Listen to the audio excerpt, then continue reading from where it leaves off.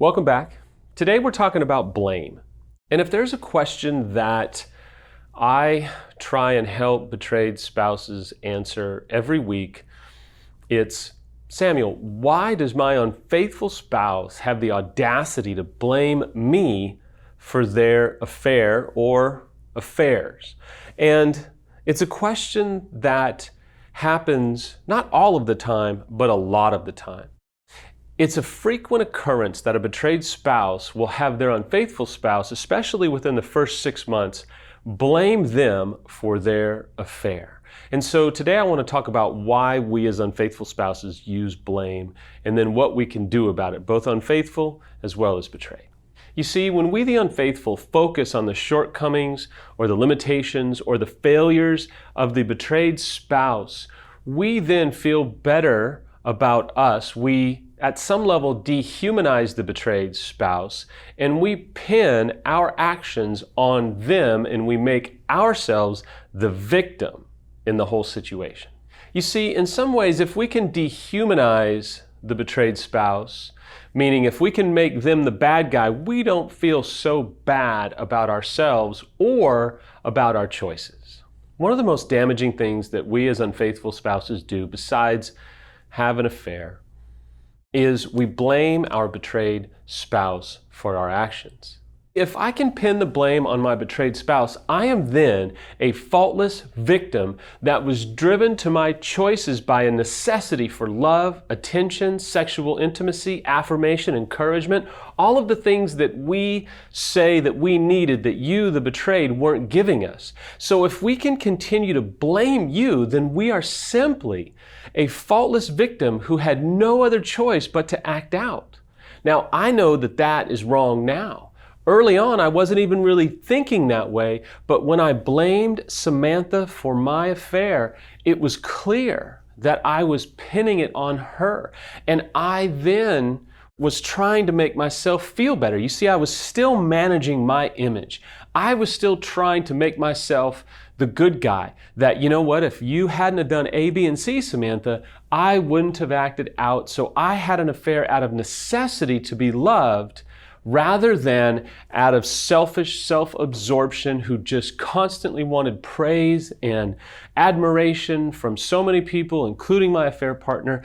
It's so much more glamorous for us, the unfaithful, to say, well, you know what? You didn't do what you were supposed to do, so I simply had no choice but to act out, and I'm sorry, that approach is completely wrong. Here's where it gets even more diabolical, is that if we're a faultless victim and we were driven to act out to get our needs met because we weren't getting our needs met at home because our spouse wasn't doing their job, then we can excuse away our infidelity. We can justify our infidelity. And then, like many of you betrayeds know, there's even a hint of self-righteousness that comes on the scene. We kind of feel like, yeah, I cheated because you weren't doing what you were supposed to do. And if you'd have done your job, I wouldn't have ever had to cheat. Or then you get third parties that say, well, clearly, if they were doing what they were supposed to do as a betrayed spouse, he or she wouldn't have had to cheat. I'm sorry, that's not true. We made the choice to cheat. We made the choice to have an affair.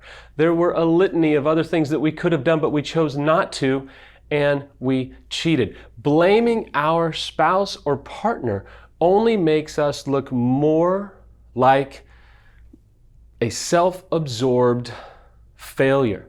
It only puts us in a more destructive light. It only makes us more unsafe. So what do you do? If you're a betrayed spouse, I want to encourage you to establish boundaries in your life, to realize that they're unhealthy. As long as they're continuing to blame you for their choices, they're unhealthy, and you have to establish boundaries in order to protect yourself, to protect your self-esteem, to protect your opinion of yourself, to be able to protect the safety of your own life.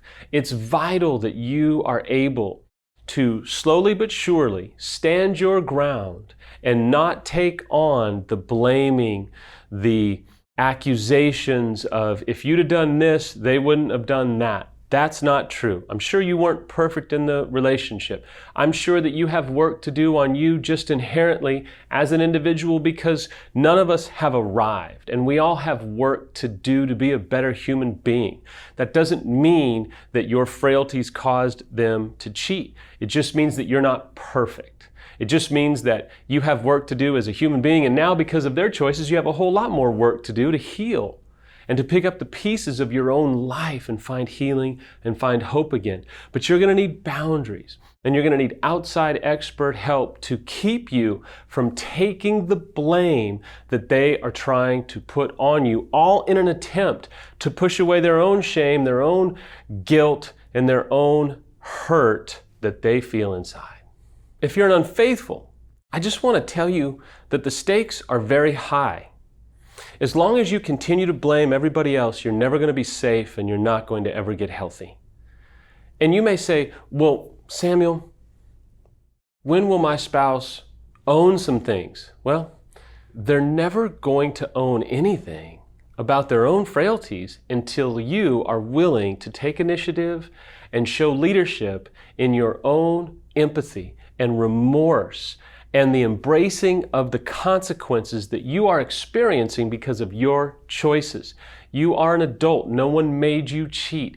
You decided to cheat. Until you can own it and embrace it and be patient with the process, you're not going to see any vulnerability by the betrayed to talk about their own struggles. They're not going to be able to make any connection with some struggles of their own or some frailties of their own or issues that they might have been experiencing. They will not even allow those to be touched until you can be vulnerable and open without defensiveness and without blame for what your choices have done to both your life and your spouse or your partner's life.